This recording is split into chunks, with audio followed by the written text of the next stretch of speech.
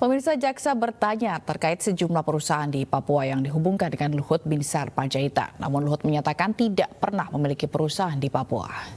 Itu saya kira penting pembelajaran buat anak-anak muda di kantor saya.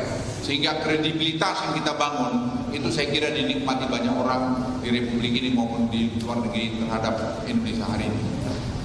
Baik, terima kasih Saudara Saksi. Kita lanjutkan. Di dalam konten itu jelas disebutkan ada beberapa perusahaan. Sebagaimana yang telah disebutkan oleh teman saya tadi, salah satunya adalah Medina Korotoarai. Dan itu bukan termasuk perusahaan saudara. Tetapi ada perusahaan-perusahaan lainnya. Misalnya di situ disebutkan Toba Sejahtera, PT Toba Sejahtera. Dan kemudian ada lagi PT Tobakom Del Mandiri. Terus kemudian ada juga Westwish Mining Limited. Nah, apakah saudara mengetahui beberapa entitas perusahaan tadi? Jelaskan saudara saksi. Saya tidak ingat semua lagi dan saya tidak pernah tahu dan pernah menyetujui untuk ada membuat perusahaan kegiatan bisnis di Papua. Tidak ada itu sama sekali. Bahwa ada orang yang ngaku-ngaku itu sangat banyak. Banyak sekali orang bilang saya punya sini sana sini, tapi itu tidak pernah ada yang benar. Jadi yang mulia saya laporkan, silakan aja kalau ada alat buktinya bahwa saya punya sesuatu sini sana, saya akan mengakui kalau memang itu ada. Tapi sepanjang yang saya tahu, sepanjang data yang ada sama saya tidak pernah ada bisnis atau memulai bisnis saja pun di Papua. Baik, ini kesempatan untuk saudara memberikan klarifikasi saudara saksi di persidangan ini bahwa saudara memang tidak terlibat dalam permainan perkara. Ini saudara terdakwa, Fatia, saudara ini izin dulu saudara terdakwa, biar ada kita sama-sama hargai marwah, ya sama-sama kita hargai martabat. Yang mulia, kami berharap yang mulia tidak mengintimidasi terdakwa yang mulia. Tidak, ya supaya sama-sama kami JPU pun akan minta izin ke Mas Yang Mulia. Etika, ini orang aktivis. Yang mulia, perlakuan yang mulia berbeda. Terdakwa yang mulia bentak. Mohon maaf yang mulia, mohon berikan rasa aman. Kami peringatkan untuk tidak seperti itu lagi. Harus saudara segera suatunya tentang hal ini harus minta izin dulu. Ya sudah, silakan. Ingatkan aja kepada saudara. Silakan aja. Saudara saksi. Ini untuk mengupas ini. Apakah inilah perlunya kami bukti di sini untuk mendukung dakwaan kami bahwa apa yang dikatakan terdakwa memang tidak benar. Nah, keberatan majelis. tapi ini majelis keberatan majelis. Saudara jangan meneka kami yang berhak. Berkali-kali jaksa menyimpulkan, jaksa mengatakan bahwa saudara pernyataan tidak benar. Kita belum sidang selesai ini. Saya tidak, belum ada putusan. Jangan disimpulkan. Tolong majelis memperhatikan supaya jadi disimpulkan. Kalau saudara jaksa ingin menyimpulkan, daftar jadi hakim, jangan jadi jaksa. Ini apakah benar atau tidak benar? Kami membuktikan dakwaan Kami membuktikan. Yang mulia, keberatan yang mulia. Tapi saudara tidak boleh menyimpulkan, ya. Yang Saudara mulia, tidak menyimpulkan. yang mulia. Silakan. Keberatan yang mulia. Apakah jaksa pernah mempelajari asas praduga tak bersalah? Mohon untuk betul-betul diterapkan dalam persidangan ini yang mulia. Terima kasih. Jangan tidak menyimpulkan. Asas praduga tak bersalah itu untuk hak-hak terdakwa diambil alih dan diberikan pada saat persidangan, bukan tidak bisa menuduh. Kalau gitu tidak ada dakwaan. Cukup, saudara, cukup. Izin yang mulia. Saudara kami ingatkan supaya tidak menyimpulkan, ya. Baik, yang mulia. Hanya dengan pertanyaan, ya. Terima kasih majelis, kami sangat mengapresiasi itu. Terima kasih. Ya, silakan. Baik yang mulia, kami lanjutkan yang mulia. Di sini ada perusahaan, salah satunya adalah PT Toba Sejahtera. Apakah ada hubungan saudara dengan PT Toba Sejahtera? Saudara saksi. Saya tidak tahu persis lagi karena saya jujur sejak saya masuk di kabinet saya tidak pernah mencampurin usaha lagi. Saya sudah pull out dari situ. Tidak Tapi pernah. sepanjang yang saya tahu tidak ada sama sekali. Nah, tidak pernah tahu ya. Apakah saudara apakah PT Toba Sejahtera dan PT Tobakom Del Mandiri ini masih dalam satu induk perusahaan? Anak perusahaan? Sepanjang yang saya tahu tidak ada. Tidak ada. Apakah saudara tahu dan mengetahui bahwa PT Tobakom Del Mandiri ini pernah ada hubungan menjajaki bisnis kegiatan pertambangan dengan PT Madinah Korotoarai? Saya tidak tahu persis, tapi tadi malam saya tanya kepada lawyer kami, dia bukan lawyer, legal kami di kantor. itu mengatakan memang pernah ada orang mengaku-ngaku begini-begini, tapi kami sudah tulis surat resmi tahun 2017, tidak ada hubungannya dengan kami, dan surat itu saya kira ada. Secara legal formal memang tidak ada hubungan, saudara. Tidak ada sama sekali. Perlu dipertegas lagi, saudara saksi, tidak ada hubungan. Tidak ada sama sekali yang mulia. Dan itu ada surat bukti 2 kali dikirimkan tertulis tahun 2017, 2018 seingat saya ke alamat yang bersangkutan. Waktu itu saudara sudah menjadi menteri? Saya sudah jadi Menko Maritim. Pada saat itu sudah menjadi Menko Maritim. Nah, saudara memang tidak pernah secara personal, saudara tidak pernah mengatur, mengurusi atau mengelola perusahaan ini secara langsung, tidak pernah? Saya tidak pernah, karena itu janji saya, seperti saya tadi laporkan yang mulia, saya coba untuk setia kepada janji saya. Baik. Sekarang terkait dengan keberatan-keberatan yang lain, yaitu menghubungkan antara relasi ekonomi dengan operasi militer. Nah, ini operasi militer ini. Coba pertegas lagi saksi. Apakah operasi-operasi militer yang ada di Papua itu, ya kan, yang terjadi di Papua saat ini, mulai dari operasi Nemangkawi dan lain-lain sebagaimana disebutkan dalam kajian cepat, itu adalah merupakan bagian daripada kepentingan ekonomi dan pertambangan saudara saksi. Jelaskan. Yang mulia, tuduhan itu sebenarnya sangat menyakitkan lagi. Bagaimana saya bisa mencampuri operasi militer di Papua? Apa garis komandonya? Kalau saya dulu Menko Polhukam, saya memang memberikan mencampuri masalah Kosovo. Tapi tidak pernah selama saya jadi Menko Marves itu untuk mengurus itu lagi. Tidak ada. Jadi kalau ada tuduhan-tuduhan atau pikiran seperti itu yang mulia, itu saya kira yang dicari-cari. Baik. Di sini ada juga terkait dengan fakta bahwa ada kepentingan untuk membuka akses jalan ke lokasi tambang. Nah, apakah jalan Trans Papua seperti yang kita ketahui, seperti yang sekarang sedang digalakkan pembangunannya oleh pemerintah, itu juga merupakan bagian daripada kepentingan saudara untuk bermain tambang di sana? Saudara saksi, silakan jelaskan. Yang mulia, itu terlalu naif lagi. Itu program Presiden Joko Widodo memang membuat Trans Papua itu, jadi tidak ada hubungannya sama sekali dengan itu. Tidak ada hubungan ya, saudara saksi ya. Baik. Mungkin cukup. Lanjutkan yang mulia. Saudara saksi, ke belakang ke tahun 2016-17, apakah saksi masih ingat apakah PT Toba Sejahtera pernah menjalin kerjasama dengan West Wits Mining Limited? Saya tidak ingat yang mulia, tapi sepanjang saya menjadi pejabat negara, saya tidak pernah mencampuri itu. Apakah saudara saksi pernah mengetahui pengumuman pada Australia Stock Exchange terkait laporan tahunan tahun 2016 yang dikeluarkan oleh West Wits Mining Limited dan Recommendation for Clean and Clear diumumkan di Australia Stock Exchange pada tahun 2017 terkait GW Project? Apakah saudara saksi pernah mengetahui pengumuman itu? Jadi begini, saya dilaporkan oleh CEO saya, ada katanya kita diminta oleh orang lain untuk join dengan mereka. Saya bilang, nggak usah lah, nggak ada gunanya untuk apa ngurusin itu. Dan officially ditulislah surat 2 kali, kami tidak ingin bergabung dalam bisnis itu. Dan itu saya kira ada suratnya dan juga ada di sini. Itu tahun 2017 dan 2018. Baik, jadi saudara saksi menegaskan apakah ada akhirnya atau tidak bergabung yang mulia? Baru rencana? Tidak bergabung.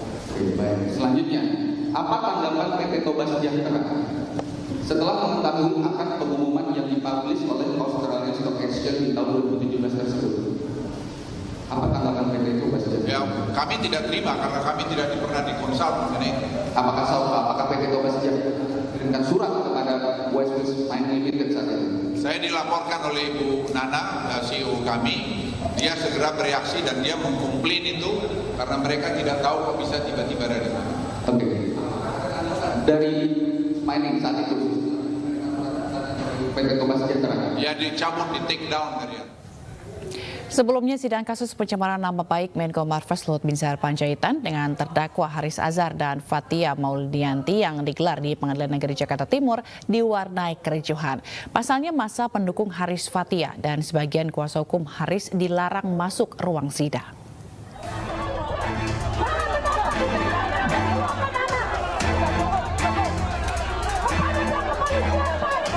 Aksi saling dorong dan adu mulut antara massa pendukung Haris Fathia dengan aparat keamanan tak dapat dihindarkan di depan Pengadilan Negeri Jakarta Timur.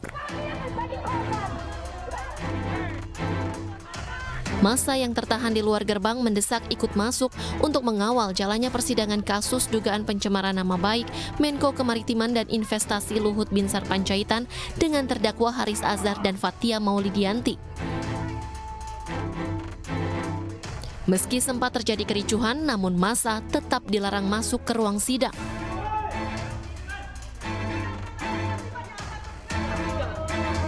Para kuasa hukum terdakwa yang tertahan di luar pun geram dan terus memaksa masuk ke ruang persidangan. Setelah berdebat alot dengan aparat keamanan, para kuasa hukum terdakwa akhirnya diperbolehkan masuk ke ruang sidang.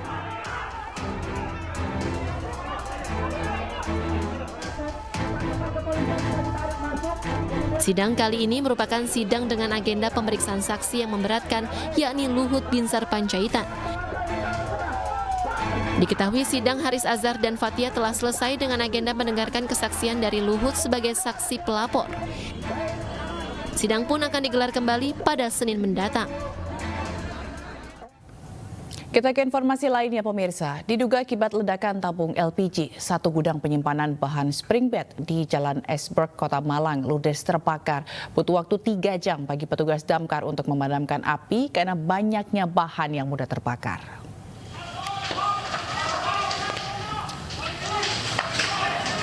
Inilah video amatir warga yang merekam detik-detik kebakaran yang menimpa gudang penyimpanan barang bahan spring bed Kamis siang. Api awalnya berasal dari bagian belakang gudang tersebut. Api cepat membesar dan membakar seluruh isi gudang. 7 mobil pemadam kebakaran Kota Malang diturunkan ke lokasi. Petugas sempat kesulitan karena banyak bahan spring bed, barang furnitur yang mudah terbakar. Petugas baru berhasil menjinakkan api setelah 3 jam. Kebakaran yang menghanguskan gudang bahan spring bed ini diduga akibat ledakan tabung gas LPG saat salah satu putra pemilik toko menyalakan kompor dan langsung terjadi ledakan.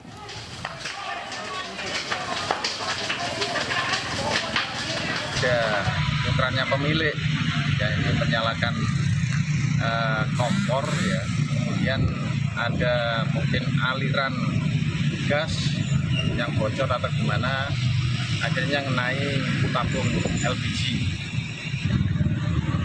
Dan ini yang terbakar apa ini? Rumah atau gudang atau gimana? Bukan, ini gudang, karena gudang ini adalah tempat penyimpanan. Sebenarnya bukan pembuatan spring bed, tapi gudang penyimpanan bahan-bahan spring bed. Tidak berizin dan keberadaannya meresahkan warga sekitar. 36 bangunan liar yang biasa dijadikan tempat karaoke dibongkar paksa petugas Satpol PP Kabupaten Bogor, Jawa Barat.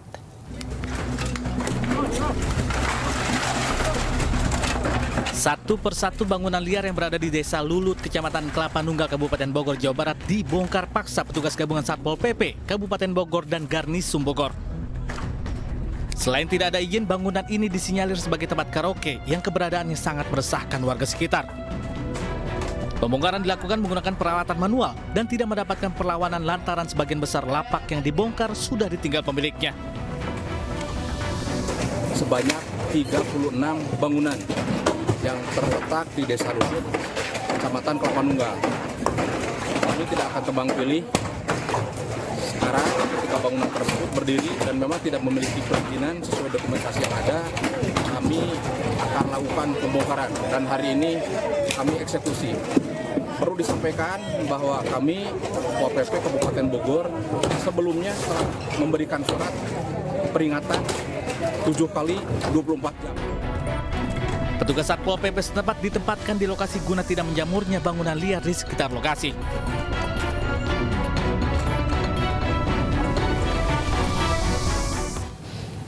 Truk bermuatan biji plastik terguling di ruas tol Lingkar Luar Rawabuaya Utara, Cengkareng, Jakarta Barat. Meski tidak ada korban jiwa, namun sempat terjadi kemacetan panjang akibat muatan truk tumpah ke jalan. Monitor dan sementara lajur 1 dibuka. Truk bermuatan biji plastik terguling di ruas tol Lingkar Luar Rawabuaya Utara kilometer 4 Cengkareng, Jakarta Barat. Belasan karung berisi biji plastik yang ada di dalam truk jatuh berhamburan ke jalan. Sejumlah pekerja dan petugas jalan tol berupaya menyingkirkan muatan truk. Sebelumnya truk bermuatan biji plastik ini melintas dari arah Kembangan menuju Menceng Kalideres. Saat di ruas tol Lingkar Luar Rawabuaya Utara kilometer 4, truk alami pecah ban menyebabkan sopir hilang kendali hingga kendaraan terguling. Pecah ban terus mau minggir, tapi ternyata lari jauh kemari, langsung balik. Ada berapa orang dalam mobil, Bang? 2, saya sama supir. Ada korban nggak? Nggak ada. Akibat peristiwa tersebut sempat terjadi kemacetan sepanjang 2 km dari arah Kembangan menuju Cengkareng.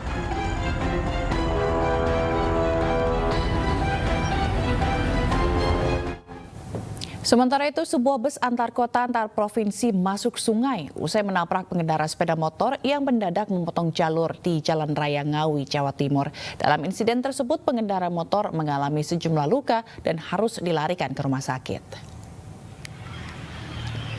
Petugas kepolisian dibantu warga berusaha mengevakuasi sepeda motor yang terseret dan terjatuh di sungai bersamaan dengan bus usai tabrakan di Jalan Raya Ngawi, Jawa Timur. Kecelakaan ini terjadi saat bus jurusan Yogyakarta menuju Surabaya yang dikemudikan oleh Santoso, warga Sidoarjo, mengangkut 6 orang penumpang. Lalu salah satu sepeda motor juga melaju dari arah depan. Naasnya, pengendara motor mendadak belok kanan dan memotong jalur hingga tabrakan pun terjadi. Bus menyeret sepeda motor hingga masuk ke sungai sedalam 5 meter. Pengendara motor mengalami luka cukup parah di sekujur tubuh, sementara para penumpang bus dalam kondisi selamat.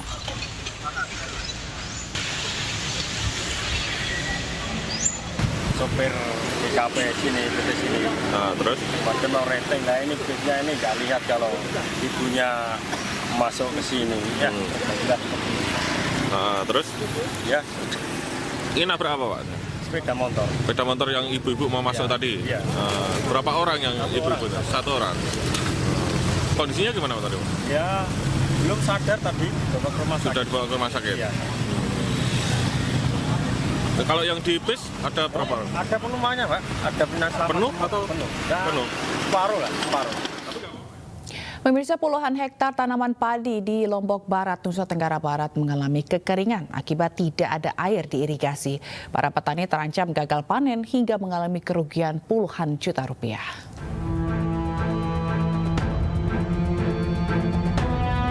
Puluhan hektar lahan tanaman padi di sejumlah desa di Kecamatan Kuripan, Lombok Barat, Nusa Tenggara Barat mulai mengering. Sudah 2 bulan, air irigasi tidak bisa mengairi lahan persawahan. Sejumlah tanaman padi milik petani mengering.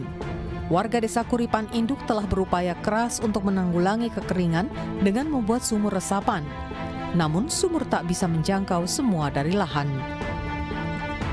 Teman-teman di luar desa ini memang keluhannya seperti itu.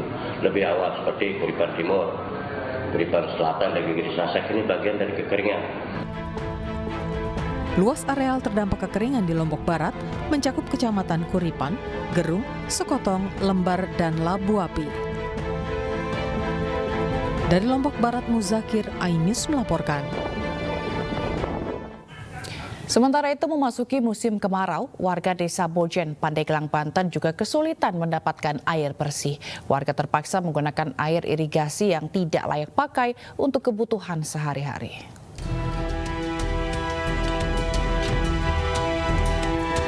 Warga desa Bojen, Kecamatan Sobang, Pandeglang, Banten terpaksa menggunakan air irigasi yang tak layak untuk mandi, cuci, dan kakus. Sudah beberapa minggu tidak turun hujan yang mengakibatkan air sumur warga mengering. Warga mengaku terpaksa menggunakan air yang bersumber dari irigasi yang kondisinya kotor dan rawan tercemar penyakit dan racun pestisida. Kering. Sejak kapan itu keringnya itu? Udah lama. Udah lama? Iya. Oh, nih sekarang mengandalkan ini hanya untuk cuci-cuci, untuk minum sendiri, Bu? Minum ada yang beli itu mah, ya, minum mah, cuman nyuci-nyuci, mandi. Buat mandi, nyuci.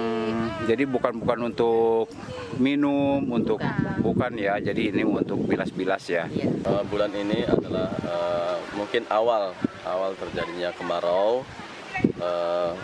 Ini belum puncaknya. Biasanya puncak kemarau itu terjadi pada bulan 8 menginjak ke bulan 9. Dan ini di awal kemarau ini sudah terjadi kekeringan, Pak. Terutama di Blok Banteng ya, Sumedang, kemudian Blok Bojen Pasar dan juga Blok Bojen Sumber Batu.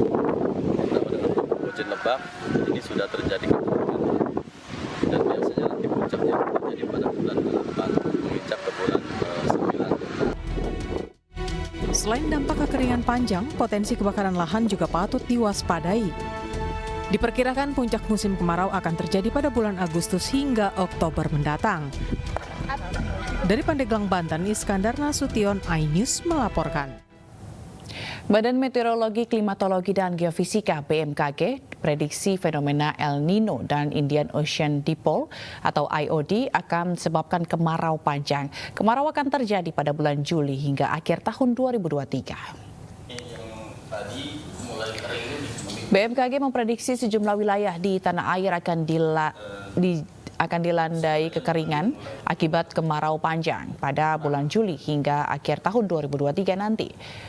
Fenomena El Nino disebabkan pengaruh suhu muka air laut di Samudra Pasifik, sedangkan IOD dipengaruhi oleh suhu di Samudra Hindia dan keduanya terjadi secara bersamaan di musim kemarau tahun ini. Wilayah bagian Indonesia yang harus diwaspadai mengalami kekeringan terutama Pulau Sumatera, Kalimantan, Jawa, Bali, dan Nusa Tenggara. Mulai bulan Juni ini peluang untuk terjadi El Nino sudah semakin meningkat 80%. Yang perlu kita waspadai adalah dampaknya bagi Indonesia. Pada saat El Nino biasanya kita mendapatkan curah hujan yang sangat rendah atau curah hujan yang sangat rendah sekali sehingga ini berdampak pada kekeringan di sejumlah wilayah di Indonesia. Nah, itu yang perlu kita waspadai karena lanjutan dari dampak kekeringan ini adalah karhutla, kemudian di sentra-sentra padi atau sentra pangan yang perlu kita waspadai, termasuk juga di kebutuhan sumber air gitu bagi masyarakat. Ketua Umum PDI Perjuangan Megawati Soekarnoputri memberi perintah harian ke kadernya dalam penutupan Rakernas ketiga. Rakernas ketiga PDI Perjuangan mengapresiasi kinerja dan hasil-hasil pembangunan pemerintahan Joko Widodo selama 10 tahun terakhir. Saat penutupan Rakernas, PDI Perjuangan menegaskan akan melanjutkan warisan Jokowi seandainya kembali menang pemilu 2024 melalui bakal calon presiden Ganjar Pranowo. Perjuangan ketiga secara resmi saya nyatakan ditutup. Saudara-saudara sekalian, Rakernas 3 telah berhasil merumuskan rekomendasi internal partai yang mencakup seluruh tahapan pemenangan pemilu. Dari rekomendasi internal ini, kita semua memahami bagaimana pergerakan mesin politik partai agar benar-benar bonding dengan rakyat. Memang agak sulit untuk menerangkan secara bahasa Indonesia bonding. Jadi kalau gampangnya tadi saya mengatakan seperti kalau kita sedang jatuh cinta.